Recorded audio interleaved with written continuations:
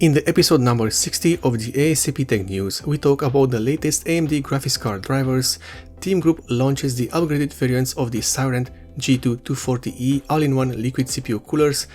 DeepCool launches the PQ M series power supplies, and Chieftec unveils the Stallion 3 ARGB case. We start with AMD and their latest graphics card drivers, now at version 21.12.1. This driver adds optimizations for Halo Infinite, Icarus, Fortnite and Blender, among other things.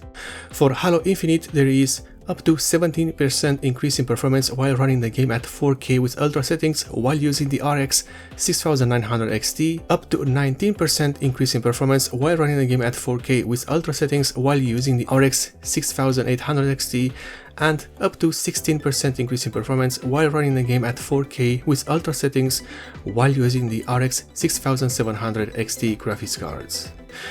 There are also some fixed issues with this release, starting with Steam VR Home crashing on some AMD graphics cards, driver timeouts while playing Marvel's Guardian of the Galaxy, the issue with PlayerUnknown Battlegrounds while using multiple displays, and number plate distortions while playing Forza Horizon 5. There are also plenty of known issues with this release as well. The power tuning component of a saved tuning profile might not load correctly when a user imports a previous saved tuning profile. Enhanced sync might cause a blast screen to occur when enabled on some games and system configurations. Radeon performance metrics and logging features may randomly report extremely high or incorrect memory clock values. So in essence, we have some performance improvements, some fixes, but also a few known issues that might get fixed with a future driver.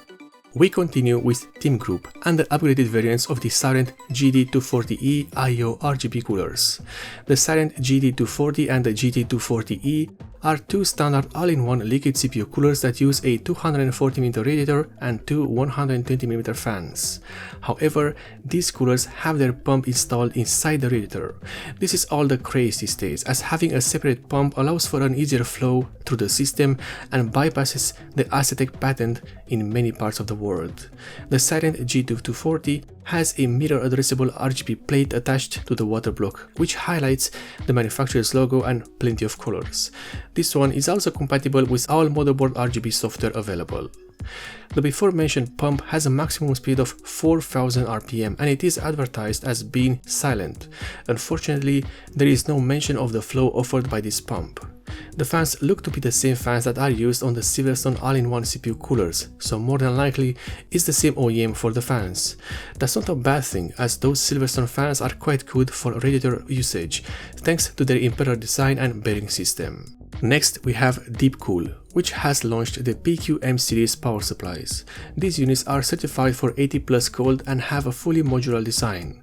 In terms of capacity, these power supplies are available in 650 watts, 750, 850 and 1000 watts variants, with various prices of course. For cooling, the PQ-M series use a 120mm fluid dynamic bearing fan and a hybrid fan control that can be toggled on or off through a push of a button. The PQ-M series are advertised to use Japan-made electrolytic capacitors and come with a 10-year warranty. These features, coupled with the hybrid fan control and the button at the rear of the units, make me believe that these are in fact made by Seasonic as their OEM. And the PQ-M series might be just nothing more than a rebranded Seasonic Focus series. But we can't be certain of that, not until we have them for testing and reviewing. And finally, Chieftec unveils the Stallion 3 ARGB case, which looks good but might have been a bit too late.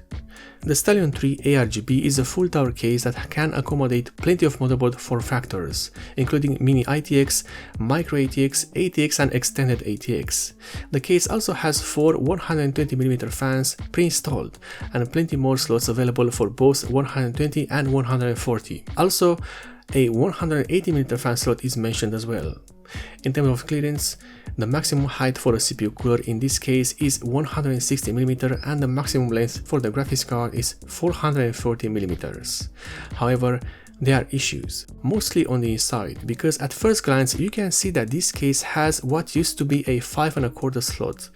Those have not been in use for a very long time now. Seeing half of it still present in this case means that the Stallion 3 uses some parts of an old tooling for a different case. It's not a big deal in the grand scheme of things, but that space could have been used better as an SSD mount or as a fan hub slot. Only time and reviews will tell us if the Stallion 3 ARGB is a good case or not.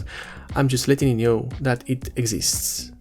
And this is the end of the episode number 60 of the A.S.A.P Tech News, one of the few tech news series which aims to deliver you the news as fast as possible for your convenience.